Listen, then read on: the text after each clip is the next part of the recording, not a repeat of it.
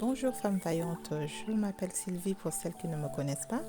Je suis cette femme vaillante, femme active. Je suis maman, épouse, fille de l'Éternel qui se tient à la brèche devant le Seigneur. Je viens aujourd'hui t'exhorter au sujet des pensées de ton cœur. En parcourant les Écritures, j'ai été interpellée par la parole qui est écrite dans le livre de Proverbes 4, verset 23 qui dit « Garde ton cœur plus que toute autre chose, car de lui viennent les sources de la vie. » Proverbe 4, verset 23. Garde ton cœur plus que toute autre chose, car de lui viennent les sources de la vie.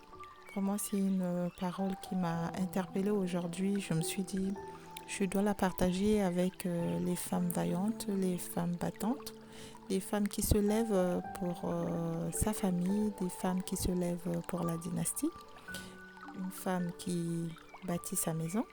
Voilà. Et donc, en essayant de méditer un peu sur la parole, je me suis demandé, le Seigneur nous dit de garder son cœur plus que toute autre chose, car de lui viennent les sources de vie. Garder le cœur, ça veut dire le protéger, en tout cas le sécuriser, avoir cet esprit protecteur plus que toute autre chose, car de ce cœur viennent les sources de vie. Quand on parle de source de vie, je vois la vie, une source, les bénédictions par exemple sur les autres.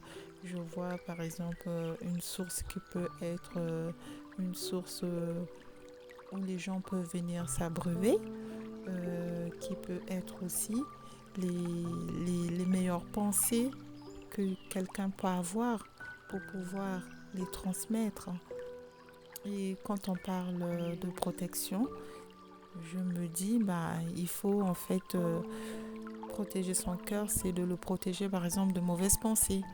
Donc enlever tout ce qui ne confesse pas le nom du Seigneur, car tel tu penses, tel tu es. Or, quand on pense, les pensées viennent du cœur. Dit la parole, tel tu penses, tel tu es. Les pensées viennent du cœur.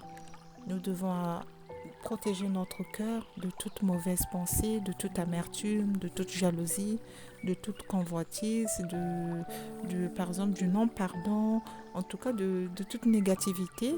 Ça ne doit pas être le partage des femmes vaillantes.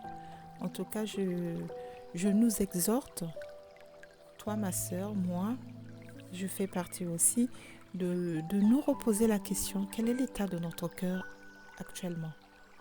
Quel est l'état de notre cœur? Vraiment, si nous voulons plaire à Dieu ou pour avancer assurément avec Dieu, nous devons avoir un cœur plutôt qui plaît à Dieu. Alors, c'est plaire à Dieu, c'est avoir ce cœur d'amour, c'est avoir ce cœur qui va être nourri des bonnes valeurs, avoir ce cœur d'humilité, avoir ce cœur de joie, ce cœur de paix. Vraiment, c'est ça que nous devons refléter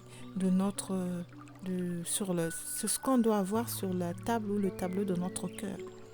La Bible nous encourage ou nous éclaire encore lorsque nous lisons dans le livre de Luc 6, verset 45, qui dit « C'est de l'abondance du cœur que la bouche parle ». Là, on remarque bien, c'est toute pensée qu'on peut avoir, c'est ce que nous reflétons dans notre parole. L'état de notre cœur, c'est ce qui sort de notre parole, ou toute parole que nous sortons est bien le reflet de notre cœur. J'espère qu'on arrive à se comprendre. C'est pour ça que je nous invite, en tout cas, à faire cette introspection pour pouvoir nous assainir notre cœur, pour pouvoir en tout cas amener à refléter ce qui peut plaire à Dieu. Comme je l'ai dit, avoir l'esprit d'humilité, avoir un cœur d'amour, un cœur de partage, un cœur de paix, afin que nous soyons une source de bénédiction pour les autres et aussi que nous soyons une source où quand la personne a soif peut venir s'abreuver. C'est vraiment un plaisir d'avoir cet esprit de partage ou d'édifier les autres. Mais ça ne peut que sortir d'un cœur plein de joie, d'un cœur plein d'amour pour les autres. comme David, Dieu l'avait choisi comme l'homme selon son cœur. Dieu avait vu en David ce cœur d'amour qu'il portait, ce cœur d'humilité qu'il portait. Il était toujours au service des autres et il se faisait petit malgré tous les problèmes que David a eus. Si vous lisez la parole, vous allez retrouver l'histoire de David, mais il n'avait aucun esprit de revanche, il n'avait aucun esprit de jalousie, il avait ce cœur de pardon. C'est ce qui a fait que Dieu a pu trouver en lui ce cœur d'amour, ce cœur que Dieu reflète, Dieu veut que nous puissions avoir. Femme vaillante, repositionnons-nous. Je pense qu'il est intéressant que nous nous posons quand même cette question. Nous sommes des mères de dynastie, nous sommes les reflets de l'éducation de nos enfants, oui, reflets de l'éducation de nos enfants.